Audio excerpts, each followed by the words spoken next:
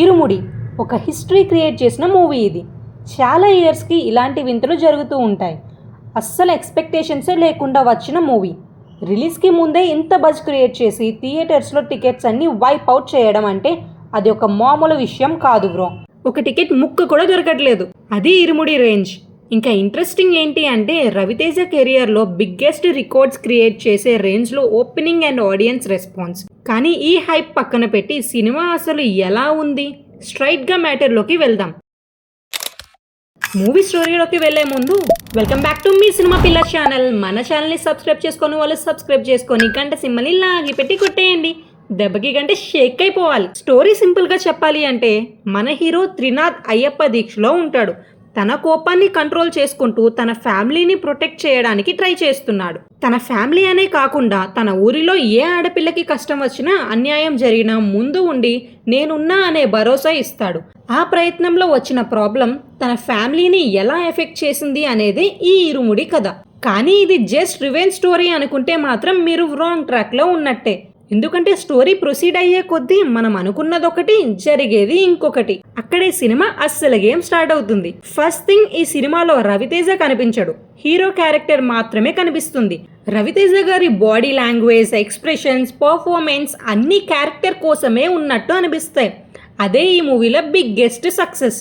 ఇంకా పాప క్యారెక్టర్ అయితే ఎక్సలెంట్ అని అంటే సరిపోదు. Very very beautiful return character. సినిమాలో ప్రతి క్యారెక్టర్కి ఒక మోటివ్ ఉంటుంది, ఒక పర్పస్ ఉంటుంది, ఒక ఆర్క్ ఉంటుంది. ఎవరు జస్ట్ స్క్రీన్ మీద కనిపించి వెళ్ళిపోరు. అందుకే క్యారెక్టర్స్ అన్ని స్టోరీలో న్యాచురల్గా ఫీల్ అవుతాం. ఎస్పెషల్లీ త్రినాథ్ అండ్ పాప మధ్య ఎమోషనల్ బాండ్ సినిమాకి యాక్చువల్ హార్ట్. ఇప్పుడు డైరెక్టర్ శివ నిర్వాణ గురించి మాట్లాడారు. ఆయన మూవీస్లో emotions generally up and down అవుతూనే ఉంటాయి. కానీ ఈ మూవీలో ఎమోషన్స్ అన్ని పిండి పిప్పి చేశాడు. ఒక సీన్లో ఎమోషన్, నెక్స్ట్ సీన్లో టెన్షన్, తర్వాత షాక్. ఆడియన్స్ ఎమోషన్స్తో లిటరల్లీ ఆడుకున్నాడు. ఇంకా సెకండ్ హాఫ్ అయితే బుర్ర పాడు. ఒక ట్విస్ట్, దాని తర్వాత ఇంకో ట్విస్ట్, దాని తర్వాత మళ్ళీ ఇంకో రివీల్.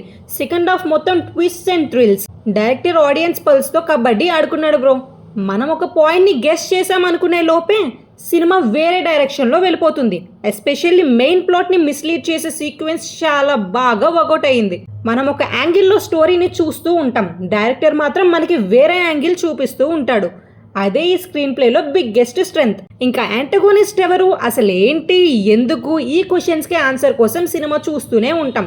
కానీ ఆన్సర్స్ రివీల్ అయ్యాక ఓ ఇదా అనే ఫీలింగ్ వస్తుంది. యాంటగోనిస్ట్ని జస్ట్ విలన్లా కాకుండా స్టోరీలో జరిగే ఈవెంట్స్కి కనెక్ట్ చేయడం ఇంట్రెస్టింగ్గా ఉంది. అండ్ ఇంకొక విషయం చెప్పాలంటే ఈ సినిమా చూస్తున్నప్పుడు నాకు ఇంకో మూవీ గుర్తొచ్చింది, రంగస్థలం. అక్కడ కూడా ఒక వరల్డ్ని క్రియేట్ చేసి క్యారెక్టర్స్ని ఎస్టాబ్లిష్ చేసి మనం ఒక డైరెక్షన్లో స్టోరీని ఎక్స్పెక్ట్ చేసేలా చేసి తరువాత స్టోరీని వేరే లెవెల్కి తీసుకెళ్లారు. ఇరుముడిలో కూడా కొన్ని ప్లేసెస్లో అదే కైండ్ ఆఫ్ ఎక్స్పీరియన్స్ అనిపిస్తుంది. Especially reveals and character arcs వల్ల. సెకండ్ హాఫ్కి వచ్చాక ఫస్ట్ హాఫ్ని మనం మళ్ళీ వేరే పర్స్పెక్టివ్లో చూస్తాం. సో ఓవరాల్గా Irumudi is not just a Ravi Teja movie. ఇది ఒక character driven emotional thriller. Ravi Teja performance major plus, పాప క్యారెక్టర్ టాప్ నాచ్ రైటింగ్, ప్రతి క్యారెక్టర్కి మోటివ్ అండ్ ఆర్క్ ఉండడం another biggest plus. Shiva Nirvana ఎమోషన్స్తో ఆడుకున్న way, second half twist, thrills, miss direction, ఇవి అన్నీ కలిసి సినిమాని ఎంగేజింగ్గా చేస్తాయి.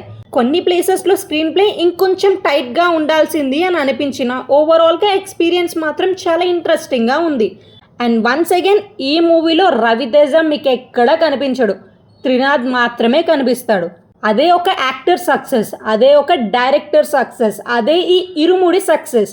రవితేజ కెరియర్లో ఒక మెమొరబుల్ రికార్డ్ సెట్టింగ్ చాప్టర్ లాగా నిలిచే సినిమా ఇది. మీరు సినిమా చూసుంటే మీకే పాయింట్ బాగా నచ్చిందో కమెంట్లో చెప్పేయండి. వీడియో నచ్చితే లైక్ చేయండి, షేర్ చేయండి, సబ్స్క్రైబ్ చేయడం మర్చిపోకండి.